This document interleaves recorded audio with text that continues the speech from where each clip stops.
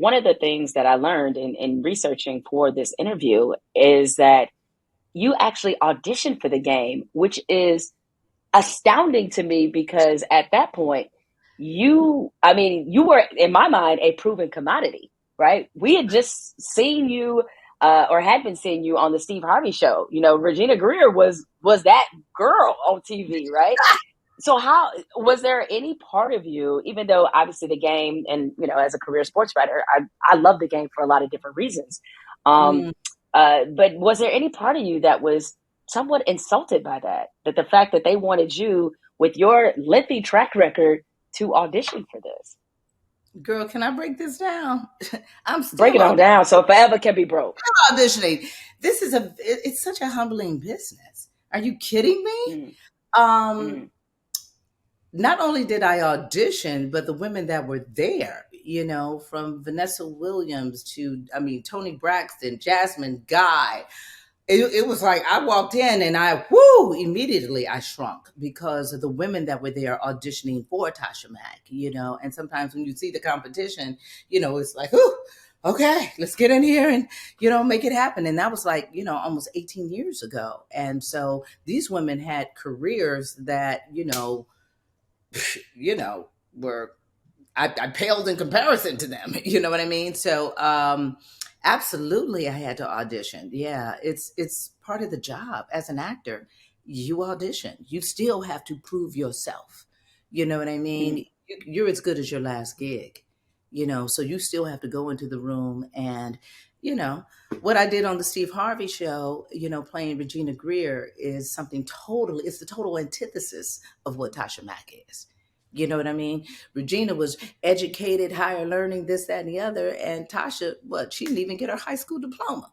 And she a single mama. And she's this. So it's like you got to, it's that double dutch, it's that jump rope, it's that muscle that you still have to go through. What I did do, that was interesting, and I'll give this to anybody that's out there that, is interested in any career. This is just a life lesson. Be kind.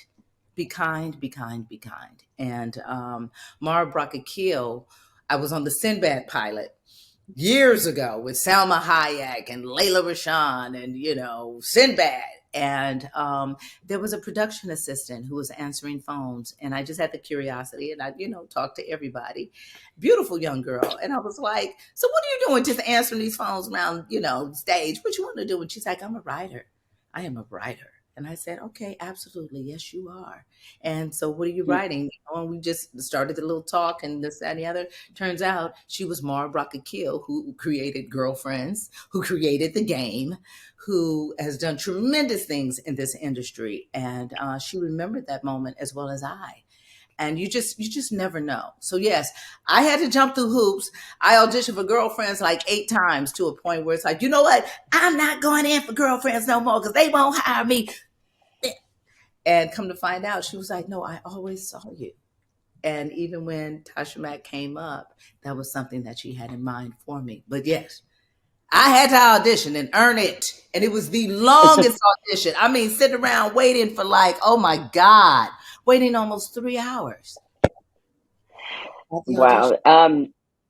Well, I remember the game when it started. It was such a novel concept to people, and as as a sports journalist, as I said, like the sports stuff, I was definitely going to be judging harshly. Like, are they really going to get in the nitty gritty of what happens? Like, in what is a NFL simulated league and with the character development, and much as is the case now, because it's obviously it's on season 2 of Paramount Plus, is that there is not a topic, whether it be in life or even in professional sports, that the game shies away from. And the dramatic turn I thought was so seamless because other shows I don't think could have done that, from comedy to drama. Did you have any concerns when they decided to reboot the game for Paramount? Did you have any concerns that the essence that what people loved about the game would be lost? I had concerns, I had fears, I had insecurities. Number one, I had been away from this character for almost, it was like almost a 6-year hiatus. So how do you step back into the shoes, and it's like, well, well, who is Tasha now? Because everything changes in life. I'm not the same Wendy I was 6 years ago. So who is Tasha now as she has evolved? But I want to say the magnificence of Devon Gregory and his writing and his brilliance of taking these characters that have not only grown, but relocating them to Vegas and putting it almost through the lens and through the eyes of the daughter of Jason Pitts, Brittany Pitts, and seeing it from a new, fresh, fun, funny, and it's familiar, but it's still fresh and different. So I was scared. I was scared as hell because even our first table read, that's where everybody gets around and we read it out loud, and I felt like, and I tell everybody this too, I felt like I was doing an episode of Good Times, and they were doing an episode of The White Lotus, because even the acting styles had changed. Everybody was just so like this, and they were reading the lines like this, and I'm like, now Malik, what you gonna do is so what worked 6 years ago for Tasha, it didn't work for this reimagining of the show. And the word for today is what? Adjustment. So you just really, you got to go with it. And thank God, I go back to my training, and it's like, oh, so this is what it is. But it took a while for everyone to find the ebb and to find the flow and just to get into it. It's production, it's rehearsal. It's like, in sports, you got to practice. Practice really makes perfect. But yeah, it was hard. It was hard initially. I'm not going to say it was hard as more or less than it was.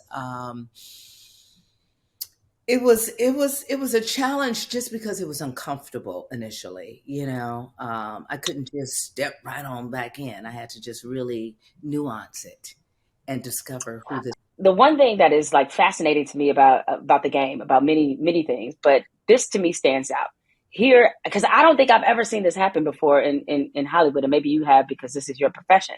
But the game has now been on 3 different networks. It's lasted, by my math, and I'm not great at math, it's lasted almost 20 years. What does that resilience say about the show itself? Ooh, I think it goes back to, well, number one, without the fans, we wouldn't even be. It's unprecedented. There's no show that is done what the game has. We are the gift that keeps on giving, and that little engine that could and can and will and does. So I want to say that, over, like you said, almost 20 years, we have been able to really reach an audience that is generational, because now some people have grown up with the show, and now those young people are watching it with their parents and even their grandparents. So it's multi-generational in just how it is. I think that's impactful. I think that we cover topics that, like you said, aren't necessarily football related, but world related, life related, just adulting, which is, I think it resonates with a lot of people as well. And there's just so much magic in this show. It's really, for me, it's a pinch me kind of moment. It's like, it's very humbling, to be a part of a project that has done what the show has done. It's epic. Girl, now I'm forgetting what the question was. What No, you answered it. No, I'm just wondering Yeah, because like yeah. you don't see shows do that where they're able to find life on 3 different networks because the There fans have hasn't such been an one. attachment to. Hasn't been one. There Yeah. hasn't been one. And I also, I liken it akin to, the Law and Order shows, but they've been on the same network, but they're like 26 years in, Mariska Hargitay, I love her. And I'm like, how do you do it? And it's kind of like a soap opera as well. Those have been on, for like 50 years, but they've been on the same network. So the only thing that has shifted were the producers. So it's really fascinating, and it's kind of like, okay, don't talk about it, I don't want to jinx it, but yeah, girl, 3 Yeah. networks in almost 20 years. You know what I mean? We've seen life, we've seen marriages, we've seen divorces, we've seen births, we've seen, so many things, as a cast, and now with this, reincarnation or reimagining, so to speak, it's exciting, to see Hmm. where things are going to go. And like you said, it's a drama now. It's like, oh my God, I'm doing, wow. So yeah. Yeah. The only show I can think of is maybe Bel Air, but that's a total reimagining for a different network. Like that, it has no relationship to the Fresh Prince. It's not the same cast. Like Right. you guys still have cast members who were there at the beginning, Yeah, and you're the staple of, you're sort of like the linchpin of the show. Tasha Mack's character is, so it's totally different. totally. Yeah. So how Yeah. do you define that? It's like I don't even question it. I just, I ride with it and, and thank God for it. What a blessing to be able to, Uh, no, go ahead. no, no, no, no, no. You finish your thought I for was just sure. saying what a blessing it is to be able to see this character's journey as well as, because you always bring something personal to your characters, you know what I mean? And so to be able to add so much of Wendy's life experiences now to Tasha's as well, and the interpretation of her journey is just, it's amazing, especially this season. It was a heavy season for me because we touch on some health issues and things like that that were very parallel to my life. So it was like, okay, is art imitating life or is life imitating art?